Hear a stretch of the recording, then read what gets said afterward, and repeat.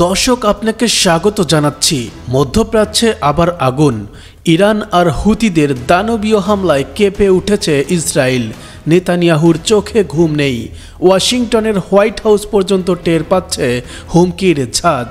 একটি ভুল সিদ্ধান্তই এই মুহূর্তে টেনে আনতে পারে তৃতীয় বিশ্বযুদ্ধ।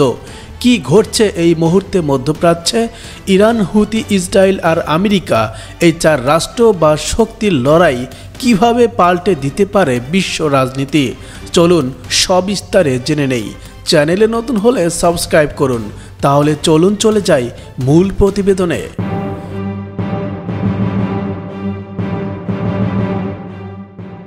হুতিদের হামলা এক নতুন মাত্রা। ইয়েমেনের হুতি বিদ্রোহীরা এখন আর স্রেফ গেরিলা যোদ্ধা নয়, তারা এখন ইরানের সরবরাহকৃত ড্রোন আর ব্যালিস্টিক মিসাইল দিয়ে ভয়ঙ্করভাবে হামলা চালাচ্ছে। সৌদি আরবকে বহুবার চাপে ফেলার পর এবার তাদের নিশানা ইসরায়েল। সম্প্রতি এক হামলায় হুতিদের ড্রোন ইসরায়েলের দক্ষিণাঞ্চলে বিস্ফোরণ ঘটায়। ইসরায়েলের বিমান প্রতিরক্ষা ব্যবস্থা আয়রন ডোম এত হামলার চাপ নিতে পারছে না।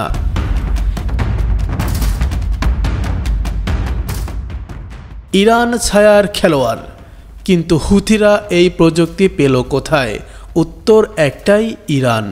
ইরান দীর্ঘদিন ধরেই হুতিদের সামরিক প্রশিক্ষণ ও অস্ত্র দিয়ে সহায়তা করছে।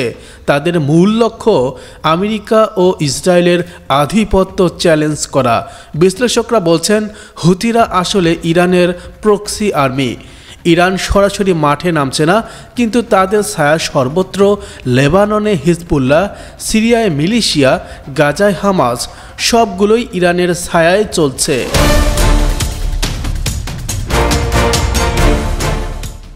বিপাকে নেতানিয়াহু। ইসরায়েলের প্রধানমন্ত্রী বেনিয়ামিন নেতানিয়াহু এখন সবচেয়ে চাপে আছেন। গাজার সঙ্গে যুদ্ধ, উত্তর সীমান্তে হিজবুল্লাহর হুমকি, আর এখন হুতিরা। তিন দিক থেকেই ঘেরাও হয়ে পড়েছে ইসরায়েল। দেশের ভেতরেও চলছে গণবিক্ষোভ। নেতানিয়াহুর যুদ্ধনীতি নিয়েও প্রশ্ন উঠছে।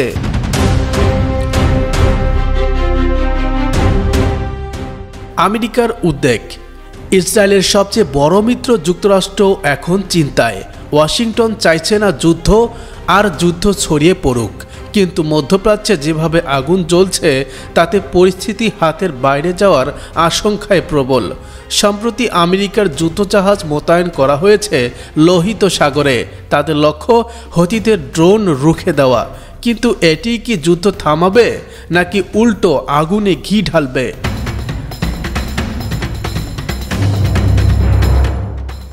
কাঁপছে তেল আবিব, কাঁপছে বিশ্ব। ইসরায়েলের রাজধানী তেল আবিবে মানুষ রাতেও শান্তিতে ঘুমাতে পারছে না। সাইরেন, ড্রোন হামলা, রকেট, প্রতিদিন নতুন আতঙ্ক। একদিকে বিশ্ব বাজারও অস্থির, তেল গ্যাসের দামও বাড়ছে। বিশ্ব নেতারা শান্তির আহ্বান জানালেও মাঠের বাস্তবতা ভয়ঙ্কর। সামনে কি হতে পারে?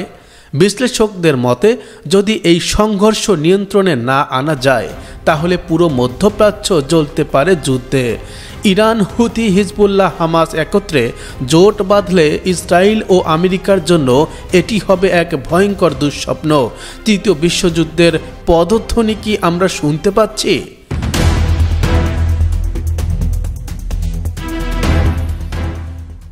আপনার কি মনে হয়, ইরান হুতি জোট এই অঞ্চলের ক্ষমতায় ভারসাম্য চিরতরে পাল্টে দেবে, নাকি ইসরায়েল আমেরিকা আবারও বিজয়ী হবে আগের মতোই?